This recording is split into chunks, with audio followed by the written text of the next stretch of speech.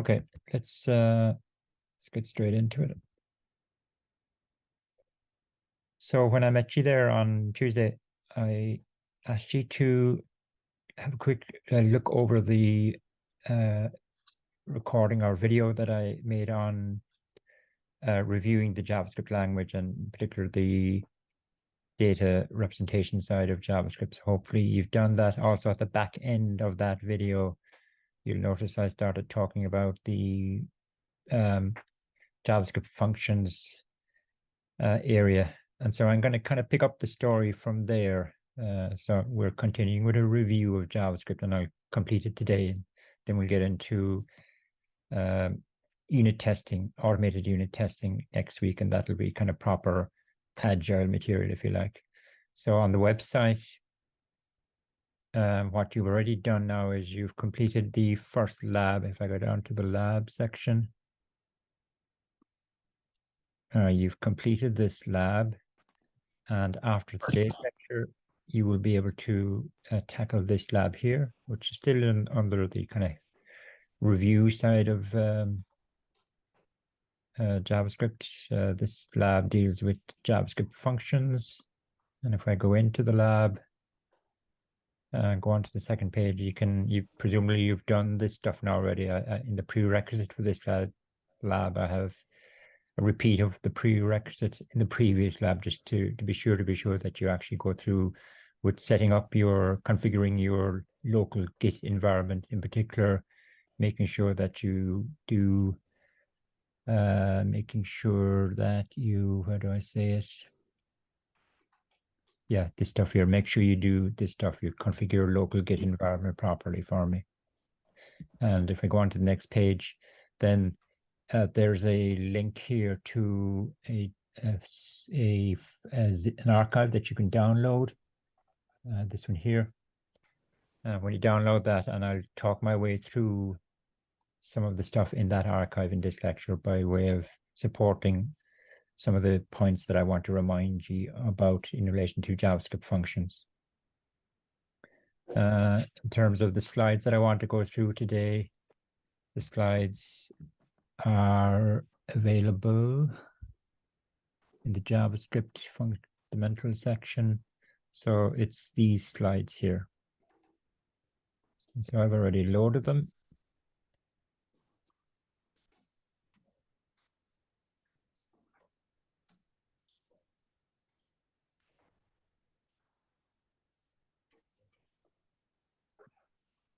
Right now, just need to try and clear something that's popping up on my screen.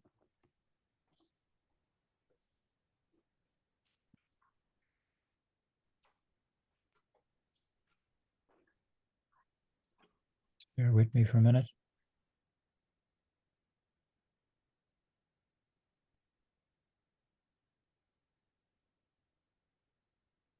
Okay, so in JavaScript, as we know, there are different ways we can encode functions. We can use function declarations, function expressions. They were all available in JavaScript from day one. So they're kind of old syntax, if you like, although we still use them. In more modern JavaScript, which is ES6 JavaScript, we have this arrow function syntax, and there's a shorthand version of that syntax as well. And we see these arrow functions being used a lot, really, in modern day JavaScript. So you just need to be comfortable with the syntax. We also have this notion of anonymous functions, and we'll see a lot of that happening both in this module and in the Web App Development 2 module. And the reference that I have down here is a reference to the archive that I was talking about there a while ago. Just in relation to arrow functions and the syntax behind them, because that can throw people a little bit, particularly the shorthand. I'm just going to fast forward to that part of this set of slides.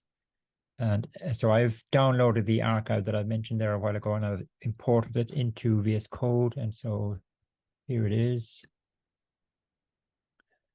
And hopefully now you've already seen, am I looking at the right one? Yeah, I am, yeah. If I just dive into this JavaScript file here, which has lots of examples of function declaration and invocation, but if I just scroll down to the arrow functions section of it, Here we go. And yeah, shorthand arrows. So I'm not sure if you're familiar with this or not, but if you take this here, okay, here I'm declaring a function called that, and I'm using the arrow syntax, but it's a shorthand version of the arrow syntax. Now, what do I mean by that? What I mean is this function looks like it's only taking one parameter, but I'm not wrapping that parameter in parentheses, which I am in the other earlier cases. Let's say in the case of this arrow function here, I am using parentheses around the parameters, but the parentheses are optional if your function only takes one parameter. So you don't actually need to use them. And so I've left them out here. Also, if the body of the function comprises of one statement, which it does in my case, this is the only statement in the body of my function.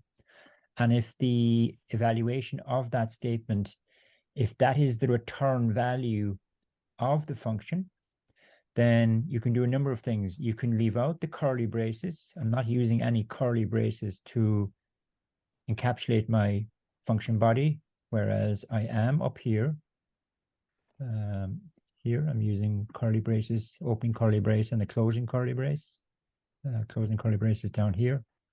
And also, whereas I have an explicit return statement here, I don't have any explicit return statement. Keep going too far. I don't have any explicit return statement here.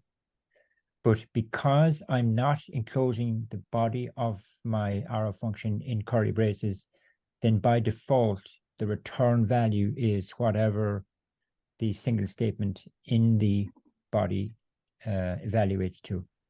So by default, the return value is whatever that expression evaluates to.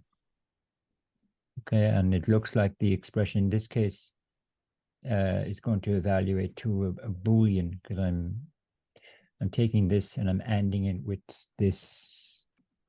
So these are both of these at the left and right hand side of the AND operator. They're both Booleans. They're both going to evaluate to Boolean. Certainly this evaluates to a Boolean, because this is checking to see whether there's a particular property in the object, whereas this is just invoking a local function. And if you looked up further up in this file, you'd see that this function returns a Boolean. Now, if you don't mind, I might say I'm actually going to turn off my camera if that's okay. Just give me a second.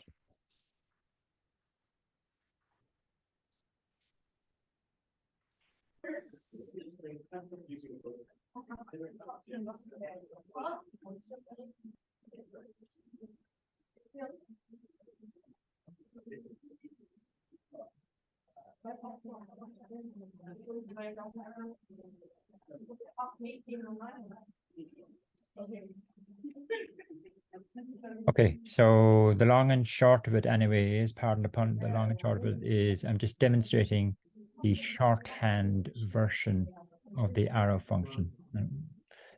Apologies now for laboring the point, but if I decide to do this, if I decide to use my opening closing curly brace, then I'm going to bring this up one, then this function isn't going to return anything. It's going to return a void, because I've got no explicit, I have to have an explicit return statement now, because I'm no longer using the shorthand version of the arrow function. So I have to put in return. And the function will return the Boolean in this case. So just I think sometimes that shorthand version of the arrow function can be a bit off-putting, but there I've tried to explain it to you. And it doesn't matter. I mean, some people don't like using the shorthand version, and that's fine. You can use the longhand version, which is what I just had there a moment ago, and I undid it. Okay, that's to this point I wanted to make, because we see these shorthand versions being used both in this module and in the web dev module. Right. Let's move on. Arrow functions. Yeah, that's all that. That's fine. And I'm going to pick it up from here. Higher order functions. A higher order function is a function that takes a function as a parameter. And again, you see both in this module and the web app dev, you'll see that happening a lot. And it can be off-putting initially when you see functions essentially buried within functions. So again, a higher order function is a function that takes as a parameter another function. And presumably, so we've got two functions at play here. We've got the main function and we've got the function that's being passed as a parameter. The parameter function we refer to as the callback. And when you pass a callback into a function, presumably that main function invokes the callback at some stage within its body. That's why you're passing a parameter into it. That's why you're passing a callback into it. Now, to illustrate this idea of higher order functions, and it's just only an illustration, I'm actually using the array type built into JavaScript. And the array type, as you probably know, it has a number of methods associated with it. So, for example, there's the for each method, and there are these other ones as well as many others. And it turns out that all of these methods, by the way, the term method and function are interchangeable, because in JavaScript, a method is nothing other than a function behind the scenes anyway. So whether I call these methods or functions, they are one and the same thing. They all materialize as functions at the end of the day. But in terms of this higher order characteristic, all of these guys, for each filter, map, and reduce, they will all be classified as higher order functions because they take a callback as a parameter. Now, my guess is that you've seen for each already. You may or may not have seen these. You may have seen them in other languages. You may have even seen them in JavaScript, but you may not. And so I'm just giving you an opportunity to see them in action. If we take the for each one first, just look at a raw example. So here I'm declaring an array, it looks like, and it has a number of elements in it. And here I'm calling the for each method on that array. And the method takes this as a parameter, okay? It's a function I'm passing to it as a parameter. Now, in this case, I'm passing, just erase that because it's might be a little bit off-putting. In this case, I'm passing a function in the form of an anonymous function, and that's typically what we do. But I'm also using the function declaration syntax as opposed to, for example, the arrow function syntax. Today, we would tend to use the arrow function quite a lot, but you can still use the older syntax. This is the function expression syntax. And my guess is that you know how this works, hopefully. The way it works is, in the case of the for each anyway, the for each method is going to invoke this callback once for each element in the array. And it executes essentially the body of the callback once for each element in the array. Yeah. So that's fine. There are no surprises there. Now, to see both the for each and the other higher order functions, the filter and map and reduce, to see examples of those, I've come up with an example which is a little bit elaborate, admittedly, but it kind of links to the kind of stuff that you will actually be doing in web app dev, admittedly at a much lower level. So on the next 2 slides, I'm setting the context for some sample codes that I'm going to just talk my way through. The first thing I need to tell you is about this random user website.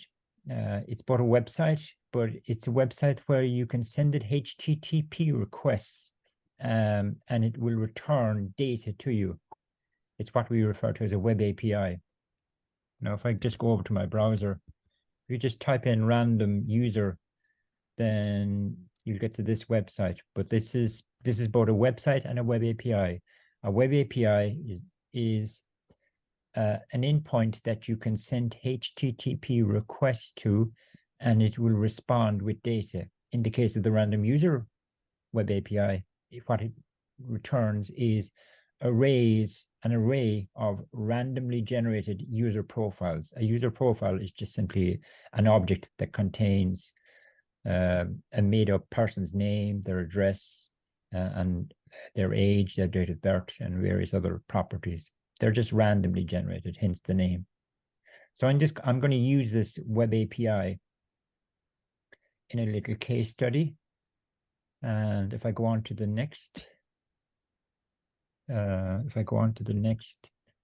slide in my set of slides, this is the little project that we're going to look at.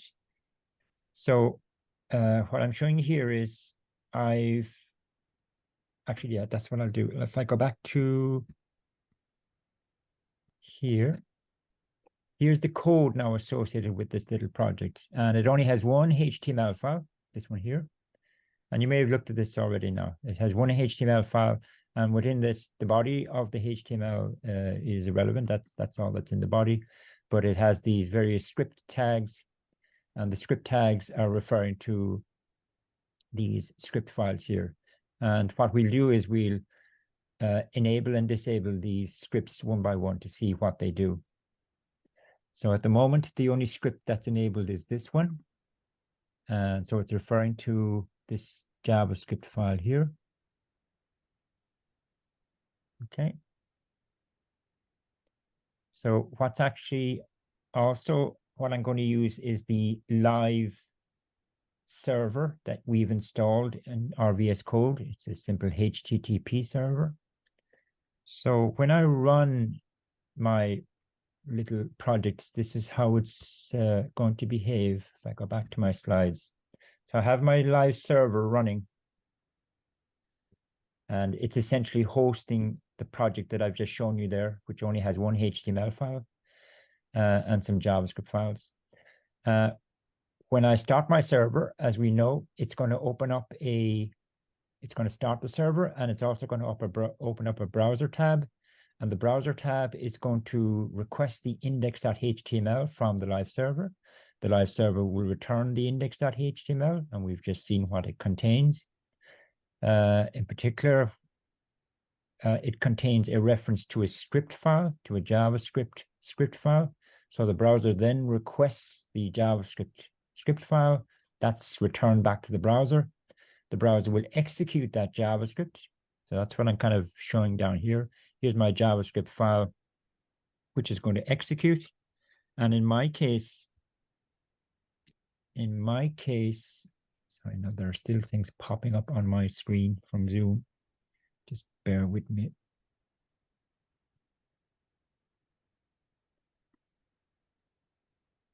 I have to find a way to disable those. So the JavaScript is downloaded to the browser. The browser executes that JavaScript. And in our case, what the JavaScript does is it sends a HTTP request to the random user web API. That returns an array of user profiles, which is just an array of JavaScript objects. And I console log some stuff to the browser's console. I don't display anything on the web page as such. We don't really care about the web page data. We're only interested in the browser, what's outputted to the browser console. So it is a little bit over elaborate, admittedly, but there's logic to my insanity behind it all, because that's essentially what you are doing in web app dev. Anyway, let's plow on. So let's get it running. So I'm just going to close off everything. Start my go live server down at the bottom. Well, it's actually running at the moment, so I'll stop it and I'll start it again.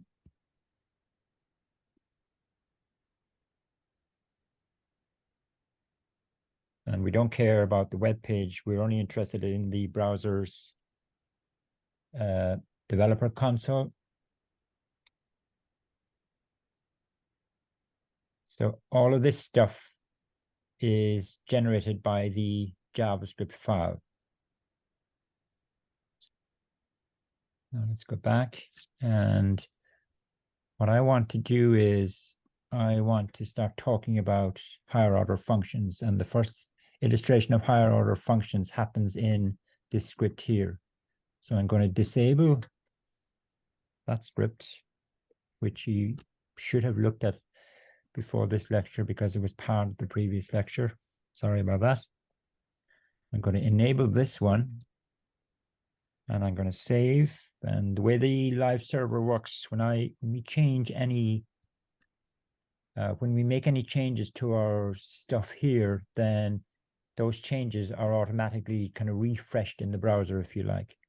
So by virtue of the fact that I now enabled this script, that meant that the particular script that's being referenced, which is this one here, that was now downloaded to the browser and it was executed by the browser, as I was explaining earlier on. And so I guess if we look at the script itself, and you can see we're using for each, which is really what I want to talk about. But if I go back, first of all, and maybe look at what has changed, this is what's being generated now by this new script that I've enabled. So what is the script doing? It's essentially making a HTTP request to my random user web API. And okay, I haven't told you, but the format of the request is the URL is this URL. You tag on a query string, which you can see here. And the query string tells the random user web API how many user profiles should it randomly generate for me. And I've just arbitrarily asked it for 6. Now, from a coding point of view, fetch is a function that is built into the browser. And the fetch function, what it does is it makes a HTTP request to this particular, sends a HTTP GET request to this particular URL. Now, obviously, that's an asynchronous method call, if you like, as in the fetch doesn't respond immediately. So the way you need to interpret the rest of this code, what's being used here, or what the programming technique that's being leveraged here is something called promises. Now, promises is something that Roseanne will talk to you about in web app dev. I don't want to cover it in this module. It's not part of my brief, but I just kind of outline what's going on here. What happens is the fetch method sends a GET request to this URL. Eventually, a response will come back. When the response does come back, then this then method is invoked, and the then method expects a callback, and this is actually a callback. Okay, I'm using the arrow syntax, and I'm using the shorthand version of the arrow syntax, which is why I was talking about it at the beginning. But what is this callback doing? Well, what the then method invokes this callback, and what it passes to it is essentially the response that came back from the random user web API, the HTTP response that came back. Now, and here we're doing something to that response. Now, in general, when you've got a browser invoking a web API or invoking anything across HTTP, then the response that comes back may be fragmented and it needs to be reassembled. Essentially, it's a stream response that comes back, and the stream needs to be reassembled before it can be processed properly by your code. Essentially, that is what's going on here. The JSON method of the response structure that comes back reassembles the response that comes back. I know that's a very high level explanation now, but that's as much as you need to know. So it reassembles the response that comes back.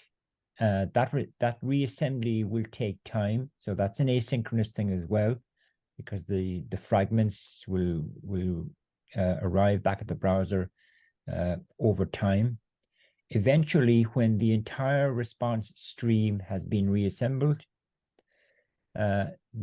then this invocation of the then method is invoked, and it expects a callback as well. Here's the entire callback. And what this second invocation does is it invokes the callback, and what it passes to this callback, to this second callback, is the body of the full response that came back from the random user web API. And that's what we want to process, because I can tell you that the body is going to be an array of user-generated profiles. What I'm doing here is I'm taking the response that comes back, and it's an object, and I'm indexing into it. And in fact, maybe I should do this, right? Let's supposing I go console.log.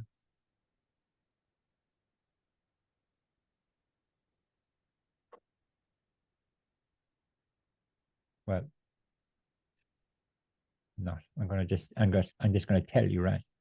The response that comes back is an object with one key. The key is called results, and that the value associated with that key is going to be an array of user profiles. And I'm assigning that to a local variable called profiles, and I'm console logging profiles. And if I show you what the output of that console log is, then you're going to accept what I'm telling you, which is, here it is here. If I expand this, here's my 6 user profile objects. They're all going to be the same. If I expand any one of them, this is what a user profile object looks like. So all randomly generated. Okay, so we have now an array of things. In this case, the things are user profile objects. And do we do anything useful with them? Not really, other than we call our friend for each, where we kind of pick up our story, and we're passing our for each is an example of a higher order function, as indeed then is as well, but that's just by the way. For each is a higher order function. We're passing it a callback. The callback is in the form of an arrow style function, as evidenced by that. And we're not doing anything interesting in the arrow, in the callback, other than doing a console log. And I'm just picking out particular properties. Obviously, you would have to study the structure of the object. In other words, you'd have to study, the structure of each user profile object that comes back, which I did prior to this. And so I'm picking out just the user profiles, their title, their name, their first name, and their last name. And I'm console logging those, and that's why I'm getting, if I just collapse this again, that's why I'm getting these here. Okay, so it was a long way to get there, but all I'm illustrating there is the for each higher order function, which takes a callback as its first and only argument. And probably, I'd say you've all seen for each before, so you probably haven't really learned anything yet. That's all right. Let's move on. Let's go back to index.html. Let's disable this script and enable the next one. And the next one is illustrating another higher order function associated with the array type, and it's the filter function. So let's enable that and save it. And maybe if we go back to our slides. So we've covered that filter. I don't know if you've come across the notion of filtering an array before, but the idea of filter is you have a source array and you want to pick out particular entries in that source array and put those entries into an output array, if you like. And that's what I'm saying here. So what filter, you pass it a callback, sorry, you pass filter a callback. The callback function, it has to return a Boolean that's mandated. And that Boolean is obviously returns a true or a false. If it returns a true, sorry, this callback is going to be invoked for every entry in our array. And if the invocation returns a true, then that particular entry of the array that's being processed, that's going to be put into the output array, or a reference to it, really. And so essentially what we're doing is we're going through our source array and we're filtering out particular entries based on some criteria associated with the entries in the array. Okay, so it selects a subset of elements from your source array and puts them into an output array.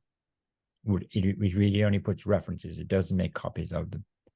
The source array is unchanged, and an example of it is included in this file here, which is the script that we're just about to look at. Here's the filter example. Now the start of it is the exact same as before, so I can at this stage conveniently ignore all of this. We get to the same endpoint. Profiles is going to be an array of randomly user profiles. Every time we invoke the random user web API, the array of profiles that we get back are going to be new. Okay, there's no consistency there. That's fine. So, for example, supposing we want to pick out, what do we do? We want to pick out all female profiles in my array. So that's a classic example of where you would use filter. Now, if we didn't have filter, if we didn't know about filter, we could use just a standard for loop to do that. And I'm showing you how you would do that in a for loop.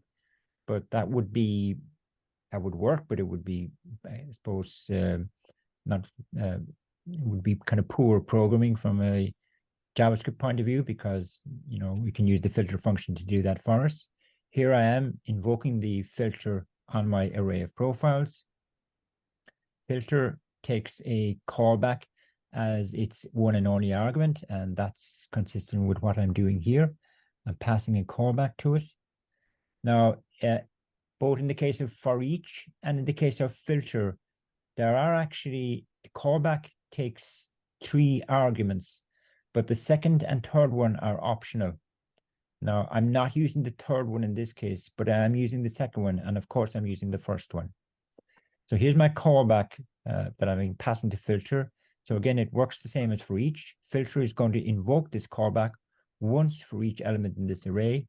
And for each invocation, the first parameter of the callback will point to the particular entry in my source array that's being processed. And index is just going to be the position of that element in the source array. So that's going to start at 0, 1, 2, 3, 4, 5, etc. Now, I want to pick out only female profiles, and I want them to be put into this array. And so, sorry, what I also said was that the callback that you pass to filter, it has to return a Boolean. That's how filter decides what should go into this output array. And that is the case here, because I'm returning the result of evaluating that expression. And this expression that I've highlighted is JavaScript's way of checking to see, in this case, is profile.gender equal to the string female. Again, if we look at the actual structure of those objects,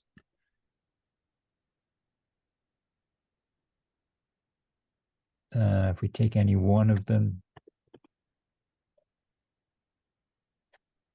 Where is gender?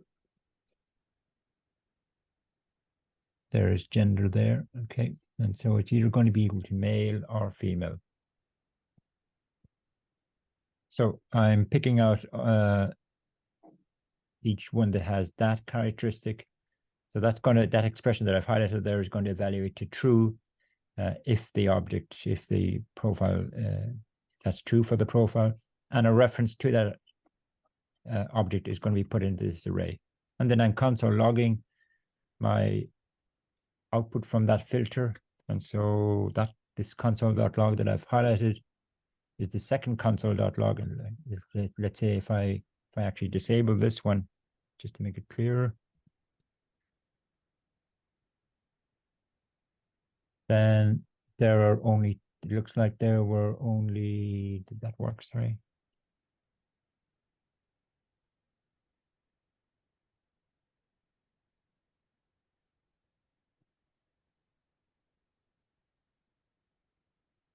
I'm just going to do a manual refresh.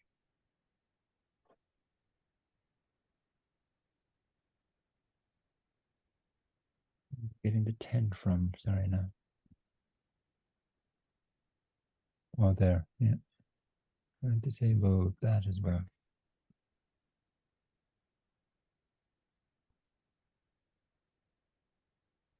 So you have to take it from me now that the 7 there were, I requested 10 profiles. Is that right? How many profiles did I request?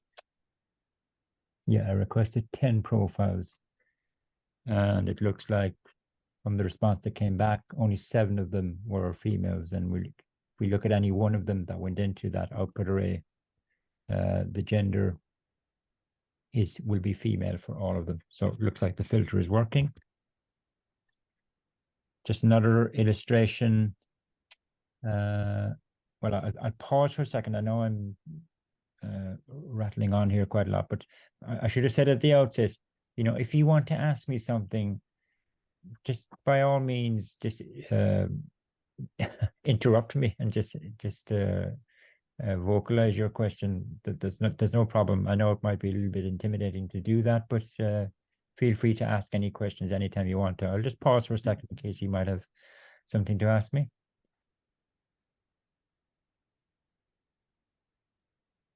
No, that's okay. Let's move on. Just one other example. Supposing our objective is this. I'm going to pick out all male profiles, male profiles whose age is under 40. Yeah.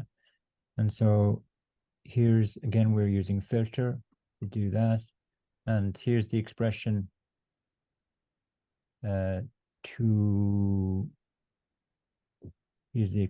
to achieve that. Again, you'd have to have studied the structure to realize that age is contained inside a property called DOB of a profile. Just in passing, what I'm doing here is using the shorthand form of the arrow function. And again, if you don't like that, then what you do is you use the longhand form, which is curly brace, return,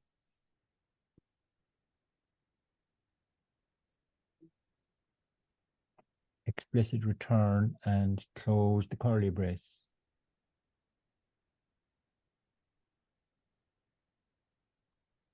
Okay, and you get the same outcome. I'll just undo it.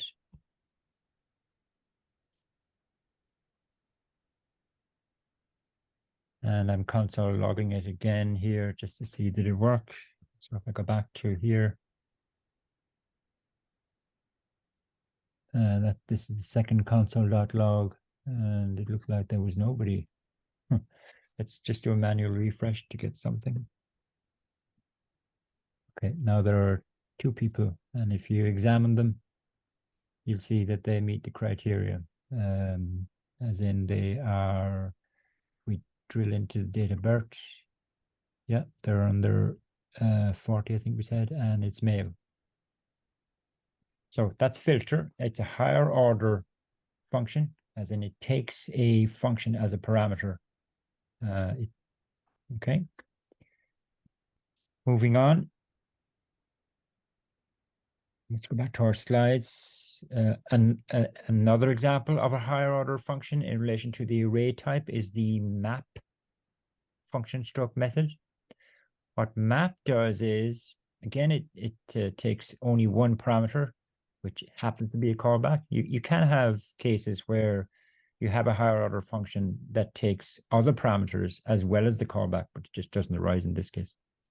The way map works is map will return an array, and there's a one-to-one between your source array and your output array. In other words, whatever number of elements you have in your source array, you'll have the same number of elements in the output array. And the structure of the elements in the output array is whatever is returned by the callback. So essentially the callback decides on the structure of each element in the output array. And presumably it maybe contains a subset of properties of the objects in the input array or something like that. Okay, so it creates a new array based on the source array, and there's a one-to-one. The source array is unchanged. So let's see examples of that.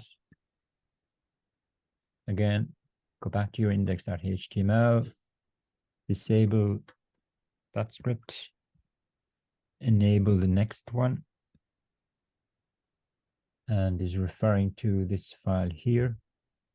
I'm still using the user profiles as my context for all of this. So I have an array, in this case, of 10 user profiles. Let's supposing my objective here is saying I want to generate just an array of users' emails and their name. That's all I want. I don't want all the other stuff that comes with a user profile. So that's an example of the map.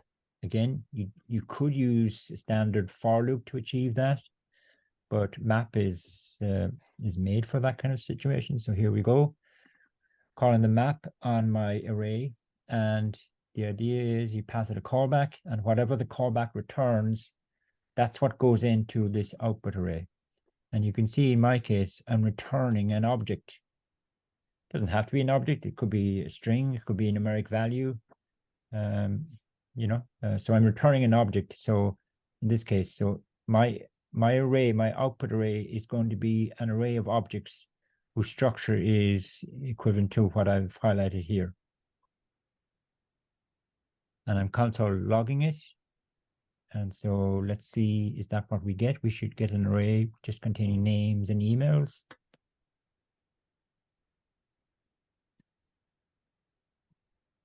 So the first one is just the full array of profiles. This is the one that contains the names and emails, I think. If I expand any one of them, yeah, that's what I'm getting. So it looks as if it's doing what I expected. Let's supposing I want to create an array with just the people's ages in them. So it should be just an array of numbers in this case. And again, I'm just happen to, it's coincidence more than anything. My callback in this case is the shorthand version of the arrow function. So it's returning profile.dob.age. That's going to be an integer. So this is going to be an array of integers. I'm console logging it. And is that what I'm getting?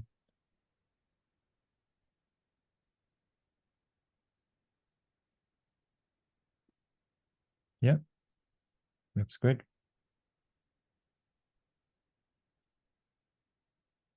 And I'll just pause for a second in case there are any questions.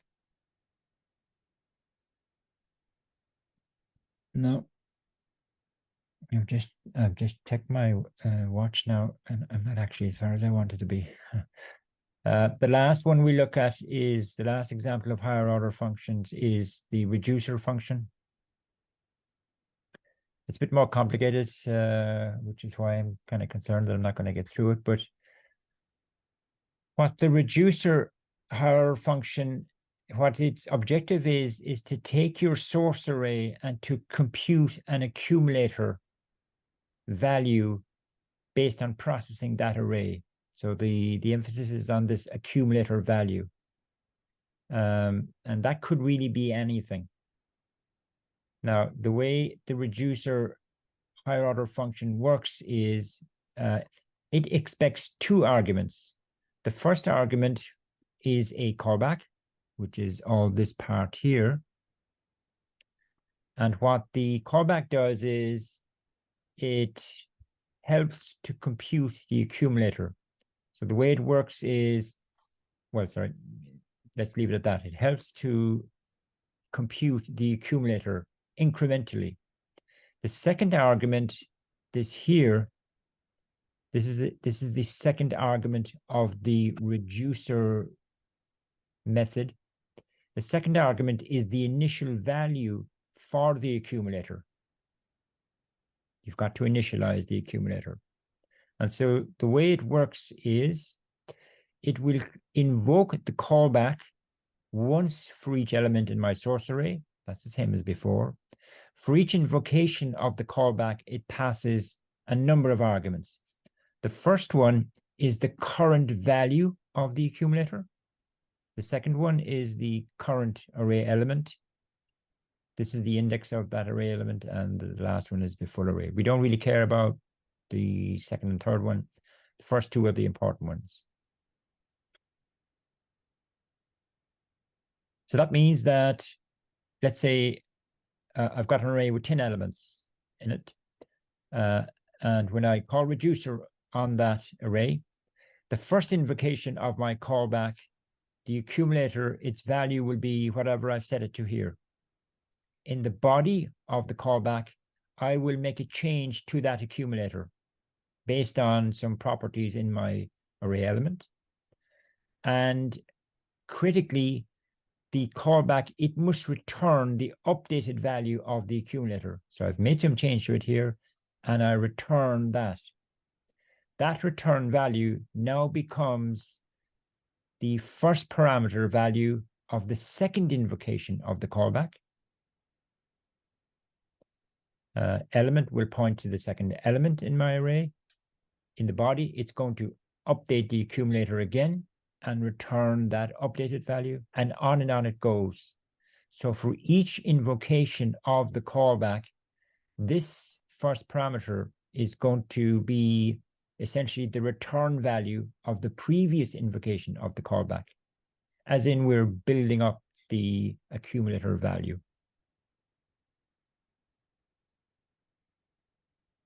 Right. Let's try and see one example of it.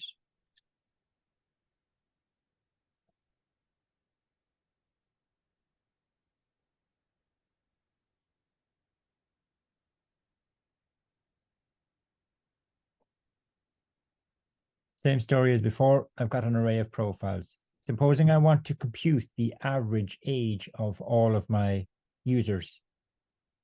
So I'm going to use an accumulator. I'm going to use the reduce method to compute the total age of all of the profiles, and I'll just divide that then by the number of profiles that have been returned. Okay, so here I go, invoking reduce, and based on the objective, which I'm saying up here, this is what I want to achieve. Okay, I could have done it with a for loop. I don't want to do that. So here we go. Here's my callback that I'm passing to reduce. Callback begins here and ends here. The initial value for the callback, that's very important to work out what should the initial value be. Now, based on the fact that my reducer is trying to compute the total ages of all of the profiles, it needs to accumulate that value. That's an integer type, if you like. And a sensible initial value is 0. And what am I doing in the body of the callback? I'm taking the current, I'm passing in total here now is my accumulator. And I'm simply taking the person's age, adding it to total, and then returning that. So I'm updating my total. And And so it's going to invoke this once. It's going to invoke this callback once for each user. That means the first time it invokes it, total will be 0. And I'm adding the person's age to 0. So let's suppose in they're 30. Total is now 30. I'm returning that, which means that the second invocation of my callback for the second user, total is now going to be 30. I'm changing it by adding the second person's age to total and returning that, which means that the third time my callback is invoked, total is now going to have the total age of the first two people, and so on and on it goes. And then my console.log is just carrying out the arithmetic to compute the average. Checking my time again. Okay, what do I want to do here? Another example where I want to, what do I want to do?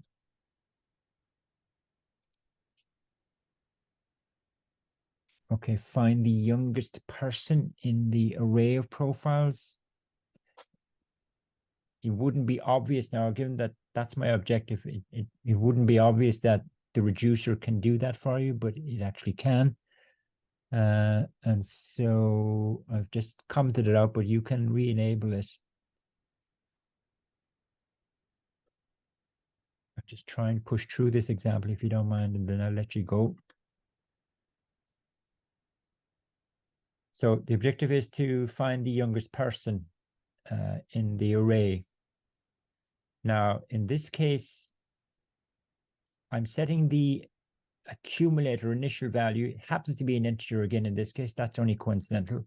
I'm setting the initial value to 100 because, you know, there's definitely going to be one person and probably everybody in the array that's going to have a value less than that. If I set the accumulator here to 0, then nobody's going to be younger than 0. So it's not going to really work for me.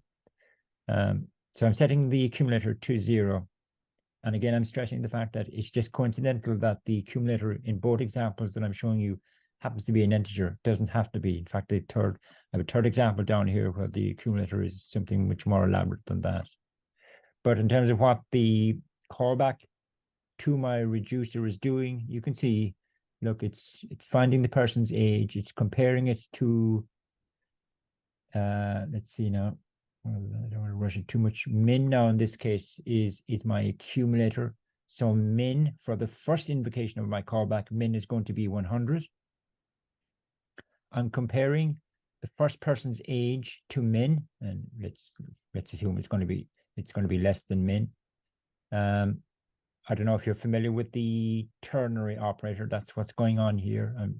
Ternary operator is a bit like an if-else statement. This is a JavaScript thing now. This has nothing to do with higher order functions or anything like that.